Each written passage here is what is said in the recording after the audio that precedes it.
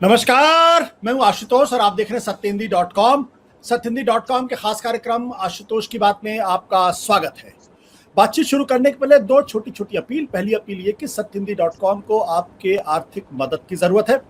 इस वीडियो के डिस्क्रिप्शन में जाएं, हमें डोनेशन दें, हमें आर्थिक मदद करें, आर्थिक सहायता करें, साथ ही साथ सत्य हिंदी के सदस्य बने। ये हमारे लिए बहुत बड़ी मदद होगी। साथ ही सत्य हिंदी का मोबाइल ऐप भी आ गया है, उसको भी आप डाउनलोड कर सकते हैं। ये भी हमारे लिए एक बड़ी मदद होगी। और अब आज की बातचीत शुरू करते हैं। जैसा कि आप सब लोगों को मालूम है कि देश के प्रधानमंत्री नरेंद्र मोदी को प्रधानमंत्री बने 7 साल हो चुके हैं। ये उनका लगातार दूसरा टर्म है। 2014 से लेकर 2019 तक, और 2019 में ज्यादा बड़े मैंडेट के साथ वो सत्ता में आए। 303 सीटें उनको मिली। लेकिन पिछले 2 साल अगर हम कह सकें तो काफी उतार चढ़ाव वाले साल रहे उनके लिए और देश के लिए भी। आज ये सवाल खड़ा होता है कि दरअसल नरेंद्र मोदी जो 2014 में जिन्होंने जो वायदे किए थे, जो उम्मीदें जताई थी, जो आकांक्षाएं की थी, जो अपेक्षाएं की थी, क्या उन पर वो खरे उतरे हैं? क्या हिंदुस्तान को वो उस तरीके से बदल पाए हैं जिस तरीके का वायदा उन्होंने 2013 और 2014 के चुनाव के दौरान उन्होंने किया था? क्या हिंदुस्तान पिछले 7 सालों में बहुत बदला है या हिंदुस्तान बिल्कुल नहीं बदला है?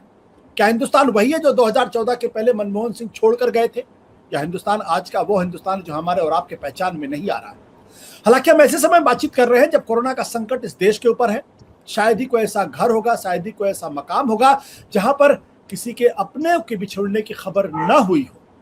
हमारे बहुत सारे दोस्त, हमारे बहुत सारे एक्वेंटेंसेस, हमारे बहुत सारे शुभचिंतक जो है उनकी बुरी खबरें पिछले दिनों आई है। कई बार तो ऐसा हुआ जब सोशल मीडिया पर हमें अपना फेसबुक देखने में, हमें अपना व्हाट्सएप देखने पर भी डर लगा कि कहीं कोई गलत खबर, कहीं बुरी खबर ना आ जाए। लेकिन इस दौरान भी एक चीज जो शाश्वत बनी रही वो ये थी कि नरेंद्र मोदी के समर्थक भी उतनी ताकत के साथ उनके साथ खड़े हैं और उनके विरोधी और आलोचक भी उतनी ताकत के साथ खड़े हैं। ये हिंदुस्तान की राजनीति का एक बिल्कुल अजूबा पहलू है कि इतने बड़े संकट के बावजूद भी आज एक बहुत बड़ी संख्या है जो नरेंद्र मोदी के साथ खड़ी है और उनके नेतृत्व को वो देश के लिए हितकारी समझती है।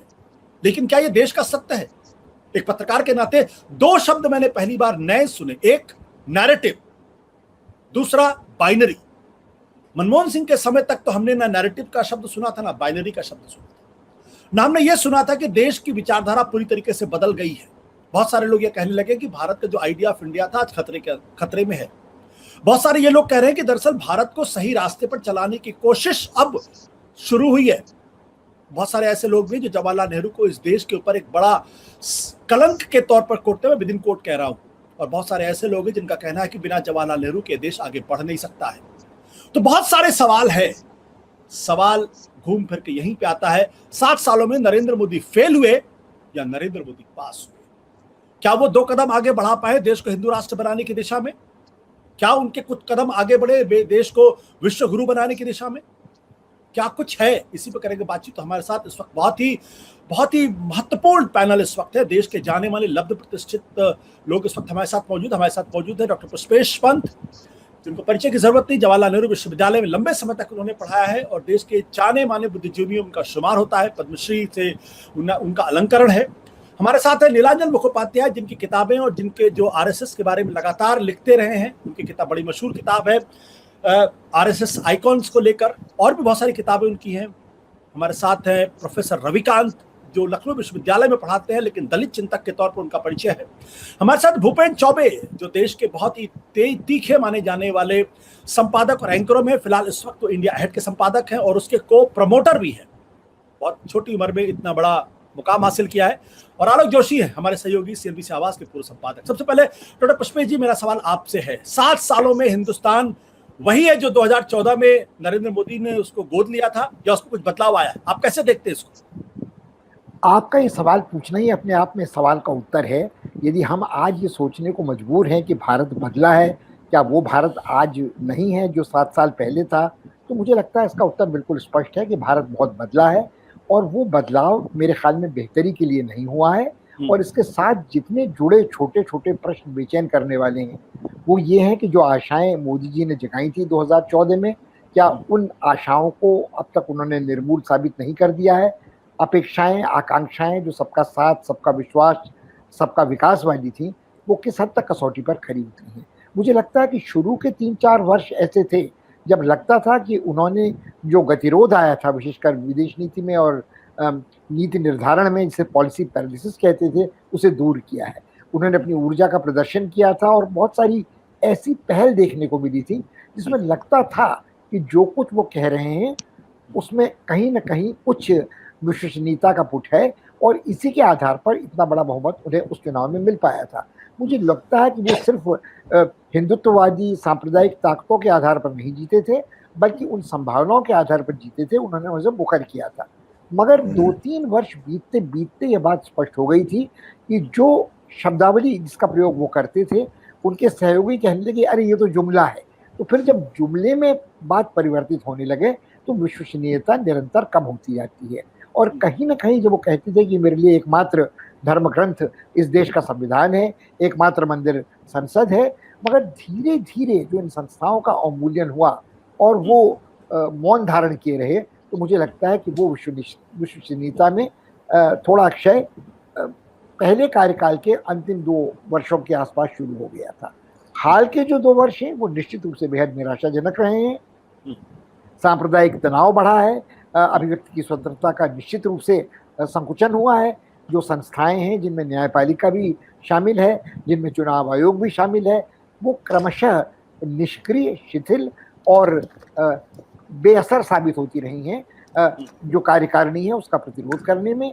और इसके कई उदाहरण हैं, वो सेंट्रल विस्टा कार्यक्रम हो या राम मंदिर का निर्माण हो या कुंभ में भयंकर सुपर स्प्रेडर की आशंका व्यक्त करने के बाद भी रोका न जा सकता हो, क्रिकेट की खेलों को ज़्यादा प्राथमिकता देनी हो, ट्रंप का स्वागत सत्कार हो।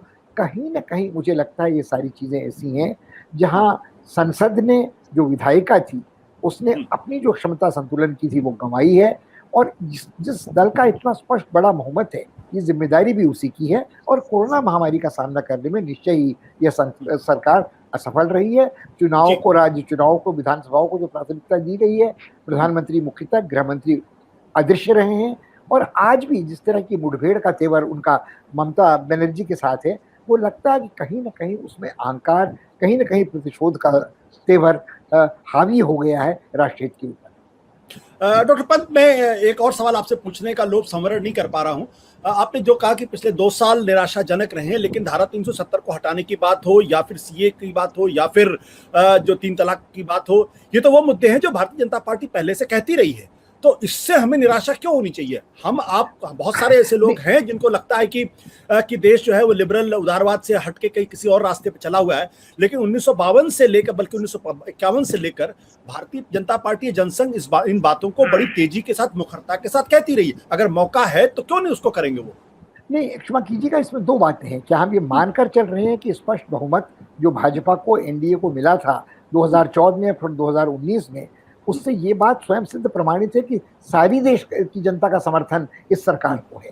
वो फर्स्ट पास्ट पोस्ट चुनावी प्रणाली में बहुमत उनके पास है, मगर ये कहना बड़ा कठिन है कि सारा देश इन सारी नीतियों का समर्थन करता है। आप ये भी कह सकते हैं कई नीतियां इनमें ऐसी थी जिनका समर्थन कांग्रेस भी करती थी, वो सार्वभौमिक नागरिक संहिता हो या कश्मीर की स्थिति का बदलाव हो। मगर जिस तरह से इन चीज़ों को किया गया, जिस तरह से अपारदर्शी निर्णय दिए गए, और मुझे लगता है कि जिस तरह से आप ये बताइए कि बड़े बड़े विधेयक पारित हुए संसद में, किसी को मनी बिल बना दिया गया, किसी को ध्वनिमत से पारित करा दिया गया, जो संवैधानिक प्रणाली का निरंतर क्षय था। और इसकी जिम्मेदारी, मुझे लगता है कि सवाल ये नहीं है कि मैं आज भी ये मानने को तैयार नहीं हूँ कि इस देश की बहुसंख्यक जनता राम मंदिर को या सेंट्रल विस्टा को प्राथमिकता देती है कोरोना महामारी से लड़ने पर, या इस देश की सामरिक सुरक्षा को अक्षत रखने के लिए जो सीमा पर संकट है, वो सीमा पर संकट चीन के कारण हो, पाकिस्तान के कारण हो, तो वो आप आज हम 56 इंच के सीने की बात नहीं सुनते हैं। आज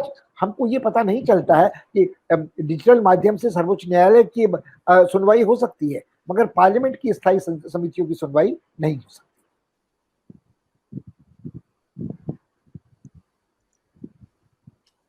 माफ करेगा, क्योंकि निरंजनता, मेरा सवाल इस बात को लेकर यह है कि भारतीय जनता पार्टी और आरएसएस का एजेंडा पहले से घोषित था। राम मंदिर का निर्माण करना है, धारा 370 को खत्म करना है और जो यूनिफॉर्म सिविल कोड है उसको लाना है। उनकी विचारधारा हमेशा से स्पष्ट थी। अगर आज वो अपनी विचारधारा को पिछले 7 सालों में लगाने की उन्होंने कोशिश की है, तो हमें और आप जैसे लोगों को निराश क्यों होना चाहिए? उन्होंने तो कभी छिपाया नहीं अपनी बातों को। नहीं, क्षमा कीजिएगा जाना पड़ेगा जी जी, नीलांजन जी से सवाल। हमको थोड़ा पीछे जाना पड़ेगा, 2014 के भी पीछे जाना पड़ेगा। मैं आपको 2009 के चुनाव की याद दिलाना चाहता हूं, जो भारतीय जनता पार्टी का 1989 के बाद से सबसे खराब प्रदर्शन था। 1989 वो साल था जब से बीजेपी एक मेन स्ट्रीम पॉलिटिकल पार्टी के तौर पे उभर के आई, और 91 में अडवाणी जी ने बहुत ही नाटकीय तरीके से दावा किया कि we are the government in waiting. तो उसके बाद से 2009 में बीजेपी का सबसे खराब प्रदर्शन था। उस साल उनको मात्र 116 सीटें मिली लोकसभा में, और उनका जो वोट शेयर था वो करीब 19% पे जाके गिर गया। तो अगर हम इसको बीजेपी का कोर वोट माने तो हम कह सकते हैं कि ये वो वोट है जो बीजेपी को 370, राम मंदिर और यूनिफॉर्म सिविल कोड, जो 3 कंटेंशियस इश्यूज की बात होती थी, ये उसके सपोर्टर्स थे। 2014 में ये 19% जाके बनता है लगभग 34%। तो ये 15% जो था, इसको हम मोदी फैक्टर के तौर पे मान सकते हैं, जिसमें कुछ तो आइडियोलॉजिकली ड्रिवन आए, लेकिन एक बहुत बड़ा सेक्शन आया जिनको लगा मोदी जी के लिए 2002 की राजनीति इतिहास बन चुकी है और अब वो सिर्फ विकास की बात करेंगे।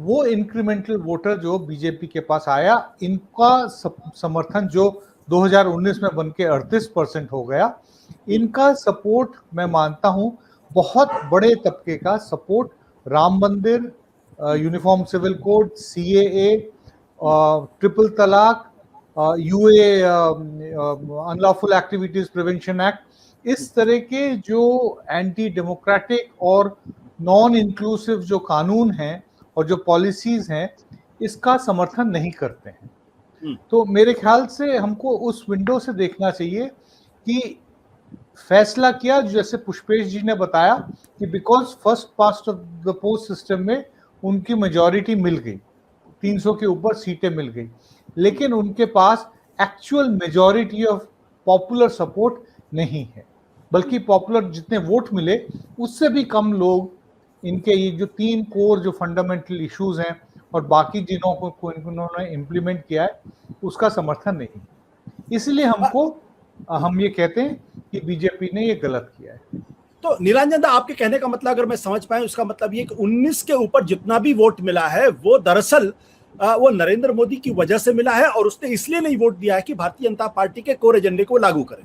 मैं पूरा 19 के ऊपर 38 तक अनदर 19 नहीं जोड़ूंगा, लेकिन उसमें मेजॉरिटी परसेंट एग्जैक्टली हम लोग अभी उसका कोई एम्पिरिकल डेटा नहीं दे सकते हैं कि उससे कितना परसेंट जो है आइडियोलॉजिकली ड्रिवन है, जी डेवलपमेंट करेंगे, विकास करेंगे, लोगों को नौकरियां देंगे, लोगों को 15 लाख देंगे, वगैरह वगैरह, कई तरह के। मतलब अगर हम जो वादे किए गए तो उनका शायद अगर हम याद करने की कोशिश करते शायद पूरा कार्यक्रम उसी में निकल जाएगा, तो मैं नहीं करना चाहता। लेकिन बहुत बड़ा तबका 2014 ऑनवर्ड जो बीजेपी की तरफ अट्रैक्ट हुआ है, वो नॉन आइडियोलॉजिकल इश्यूज के कारण हुआ है। नॉन आइडियोलॉजिकल इश्यूज के कारण। भूपेंद्र, 2014 के अगर नरेंद्र मोदी की बात करें, और स्पेशली जब उनको प्रधानमंत्री पद का उम्मीदवार घोषित किया गया था भारतीय जनता पार्टी की तरफ से, उसके बाद से चुनाव तक 2014 मई तक जो नरेंद्र मोदी की भाषा थी वो भाषा नहीं थी जिसके लिए वो जाने जाते थे।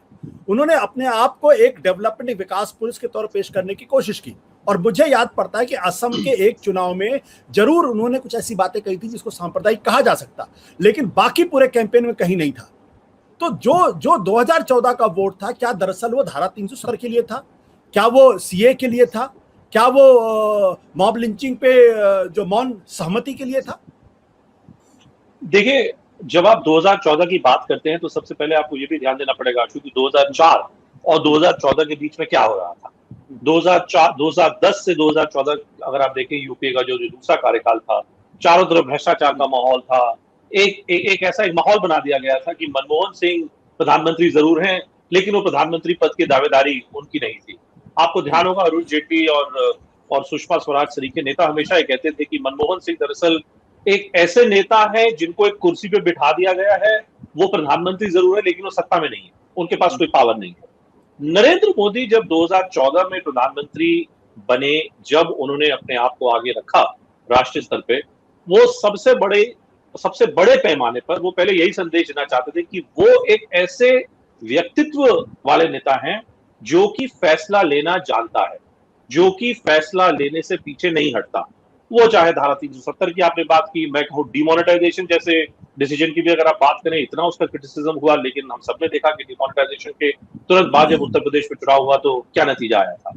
नरेंद्र मोदी के सामने आशु, आज के सामने 2021 की अगर आप बात करें तो दिक्कत यह है कि 2001 में जब वे गुजरात के मुख्यमंत्री बने, तब से लेकर 2019 तक की उनकी राजनीति, अंग्रेजी में एक शब्द है जिसको कहते हैं होप, यानी उम्मीद।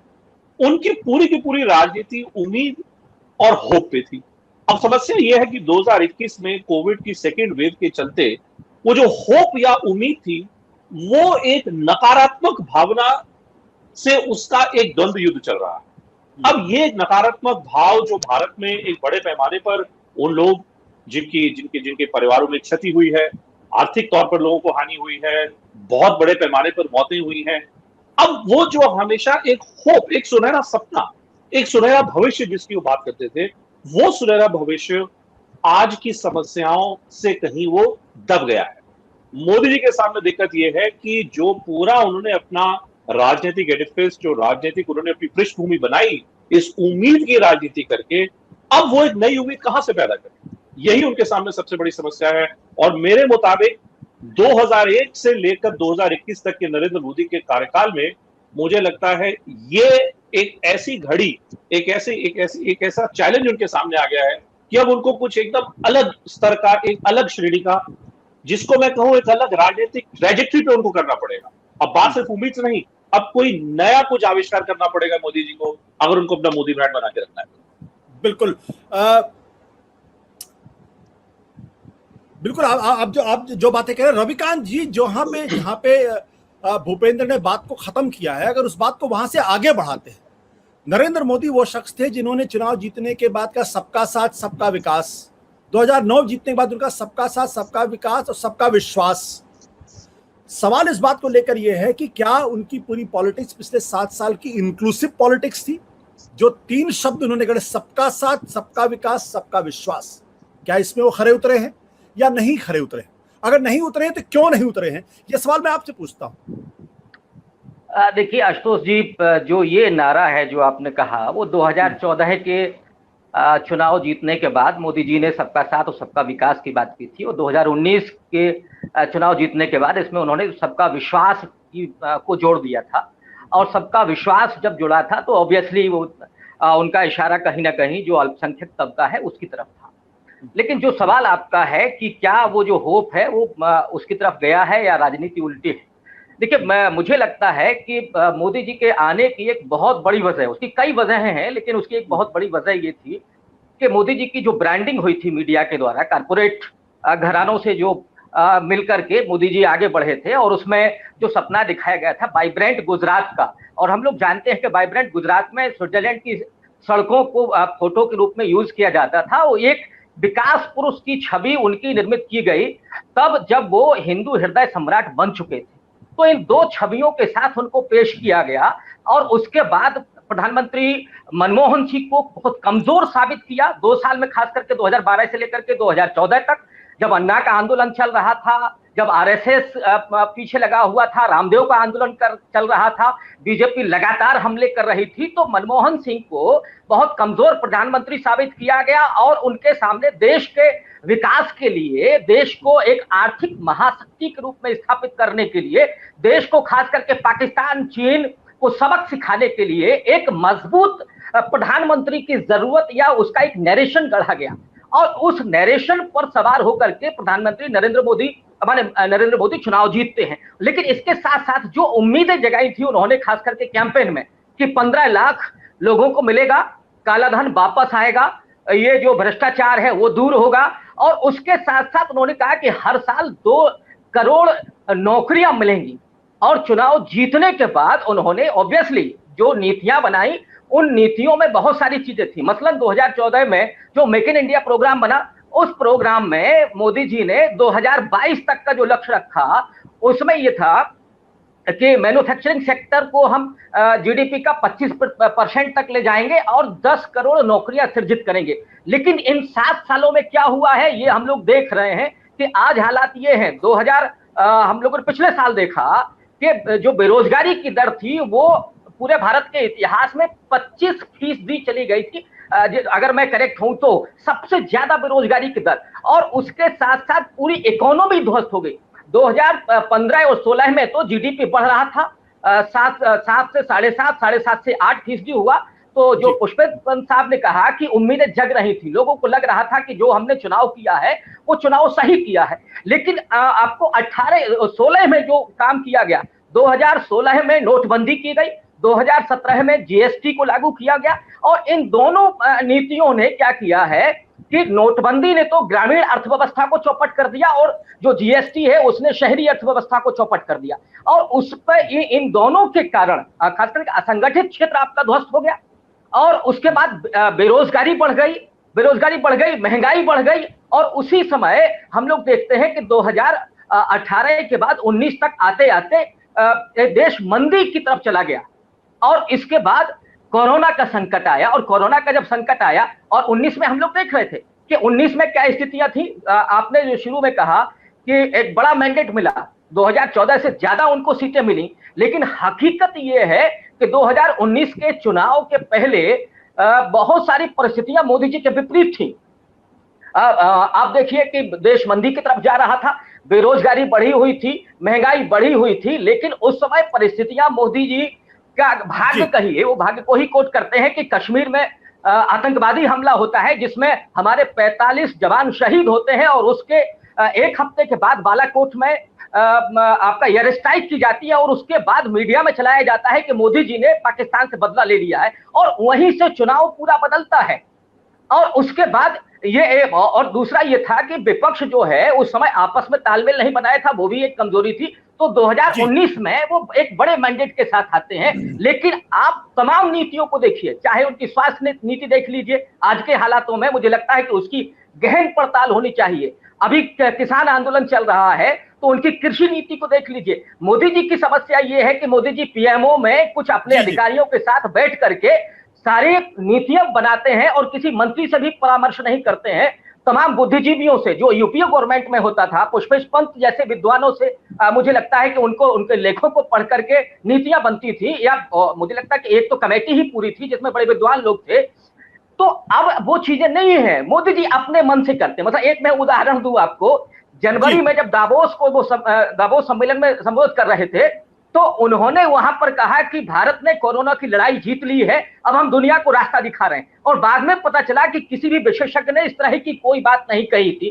तो मोदी जी जो कहते हैं आशुतोष जी, वो कभी नहीं करते हैं। जो जब उन्होंने कहा कि सबका साथ, सबका विकास, सबका विश्वास, इसका मतलब है कि ठीक उल्टा होने वाला है या हो रहा है। ठीक है रविकांत जी, आपने लंबी बात कही है, बट आलोक, जहां पे रविकांत जी छोड़ रहे हैं, अगर मैं वहीं से बातचीत को शुरू करता हूं। आप बिजनेस चैनल के संपादक लंबे समय तक रहे, लंबे समय तक आपने संपादकीय की, लंबे समय तक आप बीबीसी में रहे। मेरा सवाल आपसे इस बात को लेकर यह है कि 2014, 2015, 2016, 2017 तक अगर आप देखें, भारत की अर्थव्यवस्था एक बेहतर अर्थव्यवस्था के तौर पर दुनिया में जानी जाती थी, और उस वक्त यह नारा दिया गया कि 2025 तक है भारत जो है वो 5 ट्रिलियन इकोनॉमी हो जाएगा, किसानों की जो आय है वो 2022 तक दुगनी हो जाएगी। क्या मोदी जी के पास आपने कोई इकोनॉमिक विजन देखा जिसकी वजह से वो इतने दावे कर रहे थे? कहां पे उनसे गड़बड़ी हुई? डिमोनेटाइजेशन एक फैसला हो सकता है गलत हो जाए, लेकिन क्या उनके इकोनॉमिक विजन की वो स्थिति है कि कोरोना के ठीक पहले भारत की अर्थव्यवस्था 8% से गिर के 4% आ जाती है, और लगातार 8 क्वार्टर जो है वो नीचे जाती है? आपको अनम्यूट करना पड़ेगा अपने आप को। आशुतोष, बहुत सारी चीजें ऐसी होती हैं जो पहली बार सुनाई पड़ती हैं तो उन पे यकीन करने की इच्छा नहीं होती है। वो क्या होती है कि साहब कुछ 2 सेठों को बढ़ावा देने के लिए काम हो रहा था, या मोदी जी ने, आपको याद होगा, कहा था कि मेरा क्या है, मैं तो फकीर हूं, झोला लेके चला जाऊंगा। आज जो परिस्थिति है, अभी जीडीपी में पिछले 40 साल का सबसे बड़ा कॉन्ट्रैक्शन हुआ है। उसके बावजूद इस बात की खुशी है कि जितना डर था उससे कुछ कम हुआ है। लेकिन इसके पैरेलल एक चीज देखिए, हम $5 ट्रिलियन इकोनॉमी की आपने बात की, यहाँ इकोनॉमी $5 ट्रिलियन बनेगी या नहीं पता नहीं है, लेकिन यहाँ का शेयर बाजार का मार्केट कैप $5 ट्रिलियन उससे पहले हो जाएगा, ये आप यकीन जानिए। वो शेयर बाजार में किसका पैसा आ रहा है, कहां से आ रहा है, ये देखने की जरूरत है।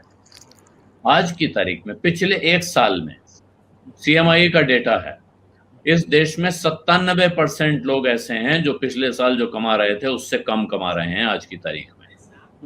अगर आप इन्फ्लेशन को भी जोड़ लेते हैं तो ये 97% लोगों की कमाई अगर कम हो गई है साल भर में, उसके सामने भारत में जो लिस्टेड कंपनियां उनकी कमाई 57% बढ़ गई है, यानी दुगने से ज्यादा हो गई है। ये कैसे हो गया है? ये ऐसे नहीं हो गया है कि उनकी बिक्री बढ़ रही है, उनकी कमाई बढ़ रही है, उनका धंधा बढ़ रहा है। ये ऐसे हो गया है कि उन्होंने अपने यहाँ से बहुत सारे लोगों को निकाल दिया है, बहुत से लोगों की तनख्वाह कम कर दी है, बहुत सारे ऑपरेशंस कर्टेल कर दिए हैं।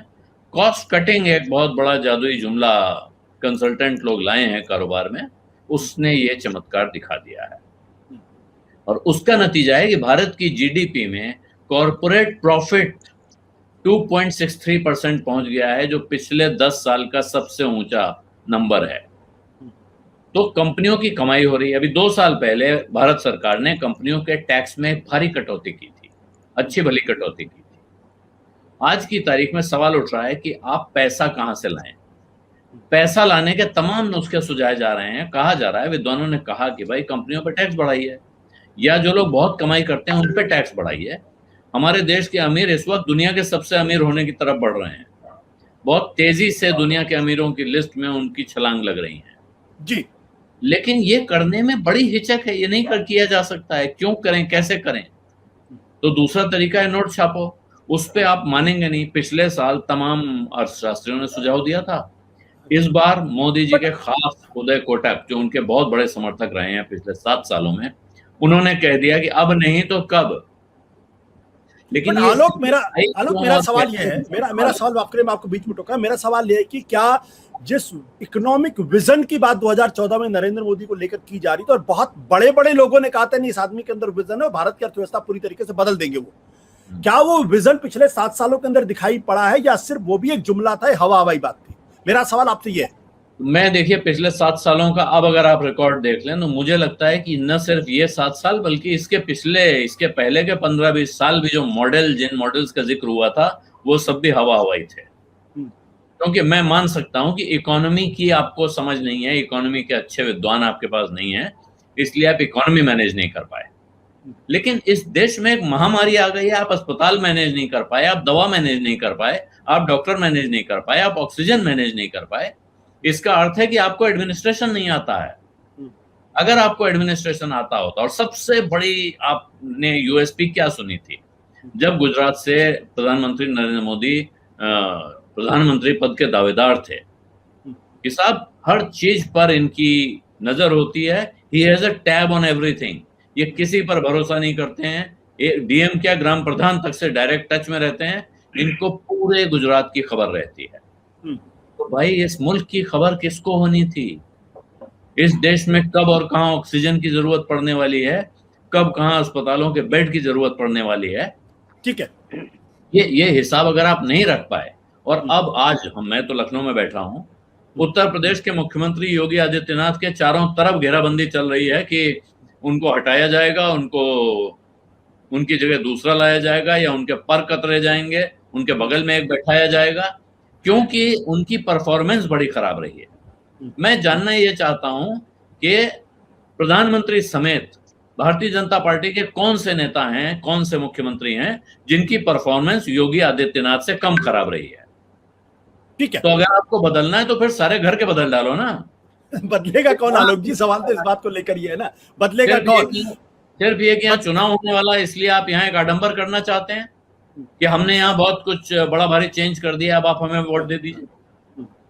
आलोक, जो सवाल आप खड़े करें मैं उससे थोड़ा अलग, नीलांजन दा, मेरा सवाल आपसे इस बात को लेकर ये है, चूंकि आप आरएसएस की बहुत करीब से स्टडी करते हैं, तो मेरा सवाल इस बात को लेकर, क्या भारत पिछले 7 सालों में हिंदू राष्ट्र बनने की दिशा में आगे बढ़ा है?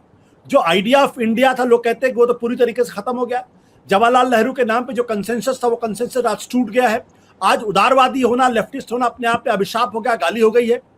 क्या ये भारत उस दिशा में बढ़ रहा है जिस दिशा में आरएसएस ने 1925 में बनाने का सपना देखा था? देखिए, एक ना इमेजिनरी हम लोग अगर एक कल्पना करें कि एक इमेजिनरी इंडेक्स ऑफ हिंदुत्व हम लोग बनाते हैं, जिसमें जो नीचे का जो वाई एक्सिस है, इसमें हम लोग साल डालते हैं और एक्स एक्सिस में वैल्यू डाल देते हैं। तो और हम शुरू करते हैं प्लॉटिंग। मान लीजिए कि करीब हम लोग 85-86 से शुरू करें, जब राम मंदिर आंदोलन शुरू होता है, तब से लेके ग्राफ जो है धीरे धीरे बढ़ता रह रहा है, हिंदुत्व की वैल्यू बढ़ रही है। लेकिन 2014 के बाद से बिल्कुल उसी तरह से बढ़ी है जिस तरह से सेकेंड वेव ऑफ पैंडेमिक में डेथ रेट एकदम से बढ़ा था। तो 2014 के बाद से हिंदुत्व के प्रति जो सपोर्ट था वो तो बढ़ा है। बहुत ऐसे लोग थे जो आर्टिकुलेट नहीं करते थे अपने विचार, क्योंकि उसको पॉलिटिकली इनकरेक्ट माना जाता था। ये सोचा जाता था कि जो हमारा एक इवॉल्व्ड कंसेंसस है उसके ये विपरीत है, तो हमको हमारे विचार जो हैं, जो हमारे खिलाफ हमारे मन में जो मुसलमानों के प्रति, मैं स्पेसिफिकली बोल रहा हूँ मुसलमानों के प्रति जो प्रेजुडिस है, उसको हमें आर्टिकुलेट नहीं करना चाहिए अगर हमें समाज में बगैर किसी कंट्रोवर्सी के साथ रहना है। इसमें डेफिनेटली चेंज आया है। आरएसएस के एजेंडा के लिए जो तमाम जो मुद्दे हैं, चाहे वो राम मंदिर हो, चाहे वो सिटीजनशिप का इशू हो, इन तमाम चीजों के लिए सपोर्ट बढ़ा है। और मजेदार बात यह है कि जो सपोर्टर्स हैं वो ज्यादा एग्रेसिव और ज्यादा वोकल हो गए, इसलिए सुनाई देता है। और इन्होंने जो डेफनिंग, जिसको हम लोग बोलते हैं सराउंड साउंड बनाया है, उसकी वजह से जो आरएसएस की जो विचारधारा के जो क्रिटिक्स हैं वो थोड़े घबरा के थोड़े चुप हो गए हैं। इसीलिए ऐसा लगता है कि ओवर डोमिनेटिंग है। लेकिन अगर हम लोग आंकड़े देखें तो अभी भी वो जो पॉपुलर सपोर्ट है, मेजॉरिटी ऑफ पॉपुलर सपोर्ट, उससे दूर है, लेकिन डेफिनेटली वैल्यू बढ़ी है।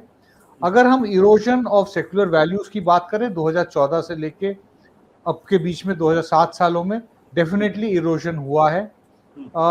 हिंदू राष्ट्र का जो ऑब्जेक्टिव है उसके डेफिनेटली हम लोग करीब हैं। लेकिन मैं ये भी मानता हूं कि हम 7 साल की बात कर रहे हैं, उसको हम लोग पिछले 7 महीनों के जो घटनाएं हैं उससे हम लोग डीलिंग नहीं कर सकते हैं। स्पेसिफिकली जो पहला वेव था उसके डिक्लाइन के बाद से जो जिस तरह से जो हिंदुस्तान की राजनीति, जिस तरह से जो भारतीय जनता पार्टी, नरेंद्र मोदी ने स्पेसिफिकली माना कि कोरोना हमारा सक्सेस था, ये कहानी खत्म हो गई है, उसके बाद से जिस तरह से सिचुएशन इवॉल्व हुई है, तो 7 साल और ये 7 महीने ये इनको बहुत हॉन्ट करेंगी। और धीरे धीरे अनलेस कुछ ड्रामेटिक चेंजेस होती हैं, जैसे भूपेंद्र बोल रहे थे कि उनको री इन्वेंट करना पड़ेगा after 2 decades of holding a constitutional post, वो अगर नहीं कर पाते हैं, मैं 1 सेकंड लूंगा जी।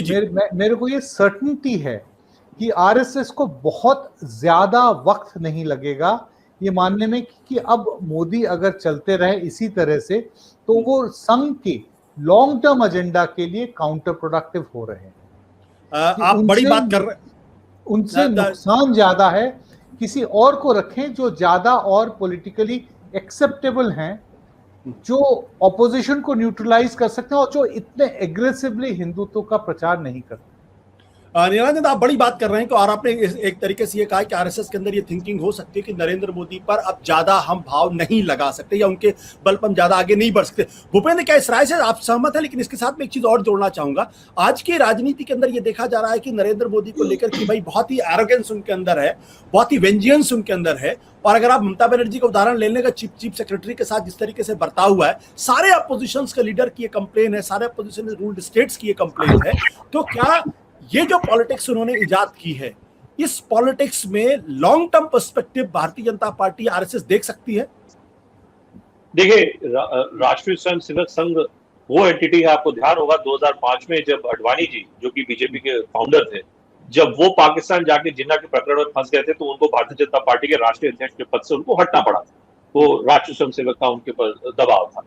तो अगर हम ये कहने का प्रयास कर रहे हैं कि क्या मोदी जी और आरएसएस के बीच इस वक्त रस्साकशी का माहौल है, एक ये भाव जरूर है कि कोविड की सिचुएशन को बेहतर तरीके से हैंडल किया जा सकता था। मोदी जी को शायद कहीं ना कहीं राजनीति में, जिसको हम एम्पैथी बोलते हैं, कि थोड़ा बहुत राजनीतिक उदारपन मोदी जी को दिखाना चाहिए था। ये एक भावना जरूर आ रहा है इसमें। लेकिन मैं निरंजन जी की इस बात, दूसरी जो उन्होंने बात रखी, इससे मैं फिलहाल बिल्कुल सहमत नहीं हूं कि आरएसएस ये सोचने लगा है कि मोदी अब जो है मोदी के बाजार में, वो आगे की बात लग सकता है, वो तो कुछ भी हो सकता है। लेकिन फिलहाल की अगर हम बात करें तो ऐसा कहीं से कोई अंदेशा नहीं है कि 2024 का भी जो लोकसभा चुनाव होना है वो मोदी जी के नेतृत्व में ही होना है। दूसरी बात आशुतोष जो आप पूछ रहे हैं, मैं आपका ध्यान आकर्षित करना चाहता हूं, हमारे और आपके एक अजीज मित्र यशवंत देशमुख जी। यशवंत जी ने एक सर्वे किया, उस सर्वे के ऊपर हमने अभी इंडिया हेड पर हमने 1 घंटे का हमने कार्यक्रम किया। उसमें एक बड़ी मजेदार बात आई जो मैं आपके दर्शकों के सामने रखना चाहता हूं, चूंकि उस बात में, उस तथ्य में वो जवाब है जिसको आप तलाश रहे हैं। सवाल यशवंत देशमुख ने यह पूछा था दर्शकों से कि आप क्या मोदी जी की हैंडलिंग से कोविड पैंडेमिक के संतुष्ट हैं? भारी पैमाने पर 64% लोगों ने बोला नहीं साहब, बड़ा गलत हुआ। लेकिन फिर दूसरा सवाल यह पूछा गया कि क्या आपको लगता है मोदी जी इससे कोई बेहतर कर सकते थे? दोबारा से कोई 60-65% लोगों ने बोला नहीं, मोदी जी ने जो जितना कर सकते थे उन्होंने उतना अच्छा कर दिया, उन्होंने कर दिया उतना। मुद्दे की बात है आशु कि आज की तारीख में हम एक ऐसे राजनीतिक दरिया में हम फंसे हुए हैं जहां पर व्यक्ति, देश का जो वोटर है, देश का नागरिक, गुस्सा किससे है? प्रधानमंत्री से है। लेकिन वही व्यक्ति जो प्रधानमंत्री से गुस्सा है, वो दरअसल जवाब किससे तलाश रहा है? वो अभी भी उम्मीद किसमें खोज रहा है? वो अभी भी उम्मीद मोदी जी में ढूंढ रहा है। जब बात आती है कि अच्छा मोदी के सामने, अगर क्या आपको लगता है कि राहुल गांधी, ये भी सवाल पूछा था यशवंत देशमुख जी ने, क्या आपको लगता है कि राहुल गांधी कोविड से बेहतर निपट सकते थे? 20% लोगों ने कहा खाली कि राहुल गांधी जो है मोदी जी के सामने कहीं खड़े होते हैं। मुझे लगता है वो बात जो हो गई है भारत में हमारी राजनीति की, वो ये कि पूरा का पूरा एजेंडा फॉर अगेंस्ट, वो दोनों एक ही व्यक्ति के इर्द गिर्द है। पश्चिम बंगाल में ममता बनर्जी इसलिए जीती क्योंकि ममता बनर्जी बंगाल में उसी पोजीशन में है जिसमें प्रधानमंत्री मोदी जी राष्ट्रीय स्तर पर है। पूरा का पूरा एजेंडा ममता जी के इर्द गिर्द था। जब तक राजनीति की ये मूल भावना, ये मूल परिस्थिति जब तक नहीं बदलती भारतीय राजनीति की, मुझे लगता है बाकी सब देखिए कहने के लिए बहुत अच्छी बातें हैं, लेकिन कोई इसमें कोई राष्ट्रीय स्तर पर, अगर आप मुझसे ये पूछें कि अगर कल की डेट में लोकसभा चुनाव हुए इस सब के बावजूद, तो वो चुनाव कौन जीतेगा, तो मैं आपको उसका स्पष्ट जवाब दे देता हूं आशु, कि वो चुनाव आज की डेट में भी नरेंद्र मोदी जी ही जीतेंगे। आलोक जी और प्रोफेसर रविकांत के पास जाना, लेकिन फिर भी मैं निरंजन जी के पास जाऊंगा। ये भूपेंद्र जी की इस बात से आप कितना सहमत है कि इतनी बड़ी क्राइसिस के बावजूद भी ये जो नैरेटिव है कि आएगा तो मोदी ही, इस पे कितना दम आप पाते हैं, और क्या ये आर्टिफिशियल है या ऑर्गेनिक है? देखिए, ये तो भविष्य की बात है कि क्या होगा, लेकिन ये भूपेंद्र की अपनी सोच है जिसके बेसिस पे वो मानते हैं कि कल को चुनाव करा लीजिए तो अभी भी मोदी जी ही प्रधानमंत्री दोबारा चुन के आएंगे। मैं ये मानता हूँ कि बीजेपी सिंगल लार्जेस्ट पार्टी बन के उभर सकती है, लेकिन मोदी जी को इतनी थम्पिंग मेजॉरिटी नहीं मिलेगी। बीजेपी के अगर लीड के 200-220 के करीब सीटें उतर के आ गई तो मुझे नहीं लगता कि 70-80 सीटें जो है वो बाहर से सपोर्ट मिलेगा with Modi as a prime minister candidate. तो वही सिचुएशन पे पहुंचेंगे जो हम प्री पुलवामा जो बात कर रहे थे, जो बीजेपी के अंदर बहुत लोग अपने फ्यूचर्स देख रहे थे कि भाई हमारा 200 के करीब, 200 to 220 के करीब अगर बीजेपी जाके सिंगल लार्जेस्ट पार्टी बनती है जी, तो कोई दूसरा मतलब एक होगा मोर एक्सेप्टेबल, जिसको हम लोग बोलते हैं एक वाजपेयी 2.0। आजकल तो सब कंप्यूटर जुमलेबाजी की बात है, तो upgraded version of Vajpayee would be more acceptable, but शायद मोदी जी नहीं हो पाएंगे। भूपेंद्र, आप रिबट करना चाहते हैं संक्षेप में?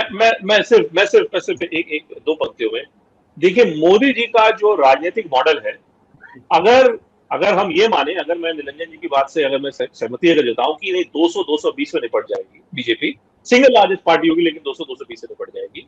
मोदी जी का राजनीतिक मॉडल ऐसा है कि या तो बीजेपी खत्म हो जाएगी, या तो बीजेपी कांग्रेस की कगार पे पहुंच जाएगी, कि मोदी जी इतने अनपॉपुलर हो गए, बीजेपी इतनी अनपॉपुलर हो गई कि वो 100 सीट से नीचे चली जाएगी, या भारतीय जनता पार्टी दोबारा से मोदी जी के नेतृत्व में 250-260 सीटों पर आएगी। एक क्रिकेटिंग टर्म्स आशु, मोदी जी के सामने जो चैलेंज है देखी हुई है कि वो वीरेंद्र सहवाग के शैली में अब तक खेलते चले आए हैं अपनी राजनीतिक पिच पर।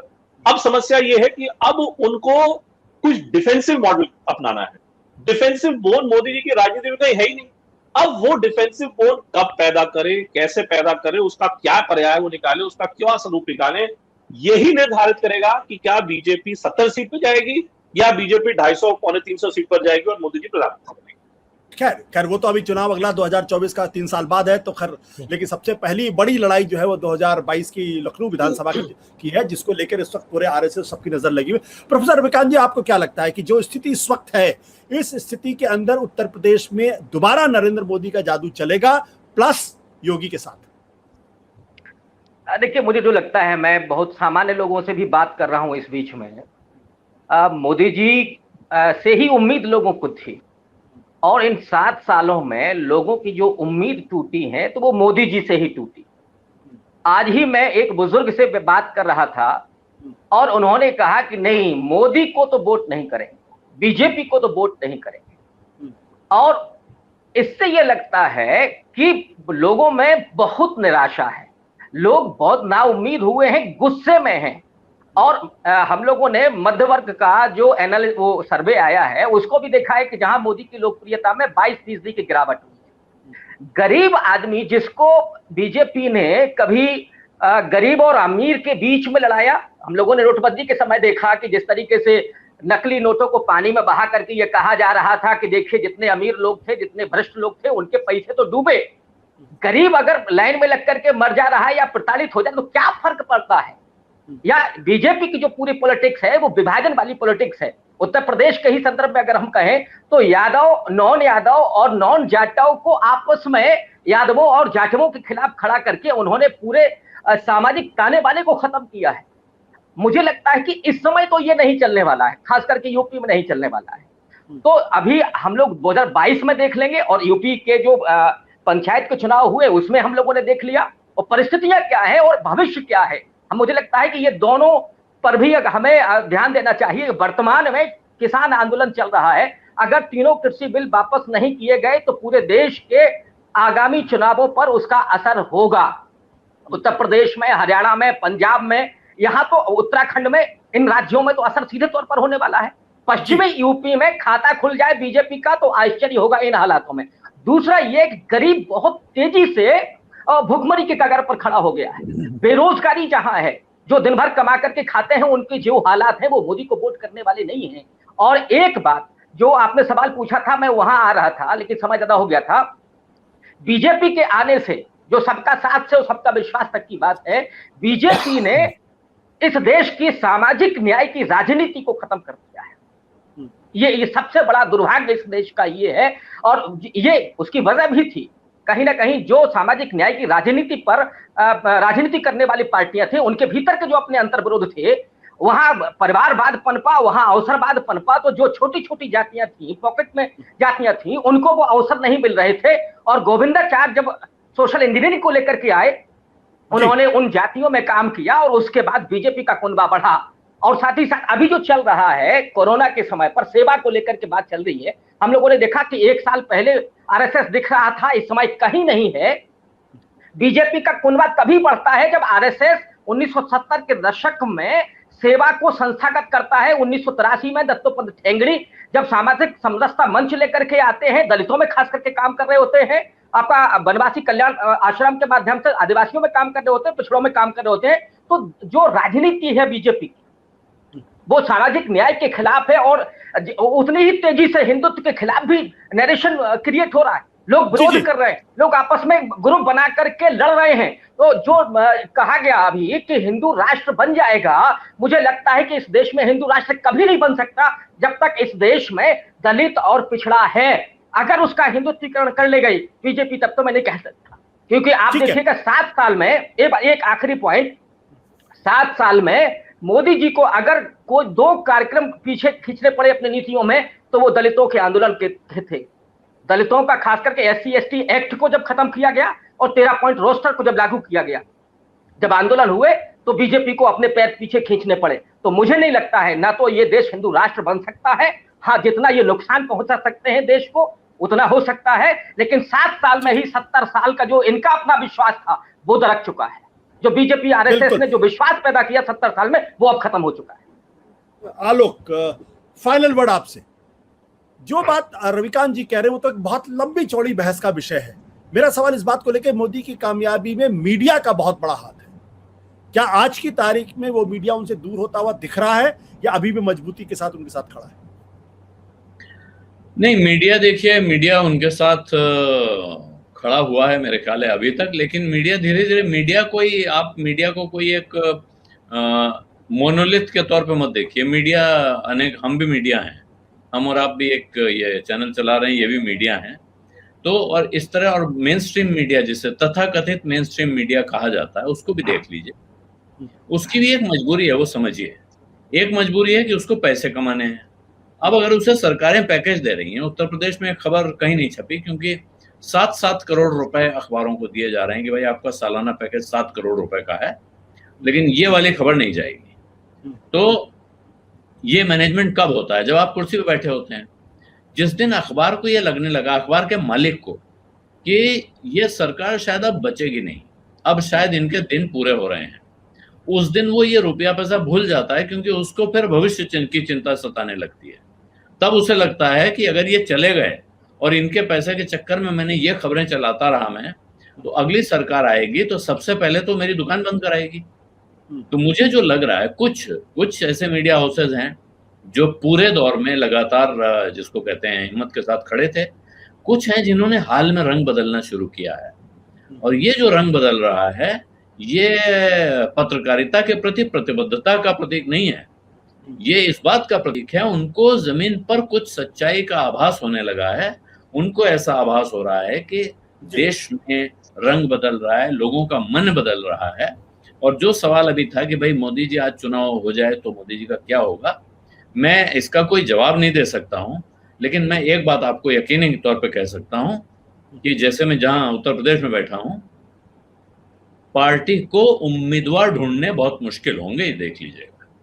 और जो पार्टी के अंदर आज बैठे हुए लोग हैं, उनकी तरफ से जीत कर, ये इनमें से आधे से ज्यादा या आधे के करीब लोग दूसरी पार्टियों में फोन मिला के डील कर रहे हैं कि भाई हमको उधर अगर टिकट पक्का करो तो हम फांद के उस तरफ आ जाए। तो ये परिस्थिति हो रही है। जो नाराजगी है वो किसी एक आदमी से नहीं है, नाराजगी नीचे से ऊपर तक हर एक से है, और नाराजगी है। अगर कोई कहता है कि नाराजगी नहीं है, सबके बावजूद मोदी जी बहुत पॉपुलर हैं, तो फिर मुझे लगता है कि वो किसी इको चैम्बर में बैठा हुआ है। बिल्कुल आलोक, जो बातें आप कह रहे हैं, मुझे लगता है, हालांकि अभी भी हम चुनावी संदर्भ थोड़ी बातचीत कर रहे हैं, लेकिन चुनावी उत्तर प्रदेश का विधानसभा का चुनाव अभी 8 महीने दूर है और लोकसभा का चुनाव 3 साल दूर है। इसलिए किसी भी तरीके का कोई प्रेडिक्शन करना फिलहाल बहुत मुश्किल काम होगा। लेकिन ये बात जरूर कही जा सकती है कि दरअसल नरेंद्र मोदी के जीवन, राजनीतिक जीवन की ये सबसे बड़ी चुनौती है। एक बड़ी चुनौती, ऐसी चुनौती जिससे पार पाने के लिए उनको कुछ नया करना पड़ेगा। और अभी तक जो लोग ये कहते थे कि नरेंद्र मोदी के अंदर वो ताकत है कि वो नैरेटिव बदल देते हैं, जब संकट में आए उन्होंने नैरेटिव बदला। क्या इस बार वो नैरेटिव बदलने में कामयाब होंगे?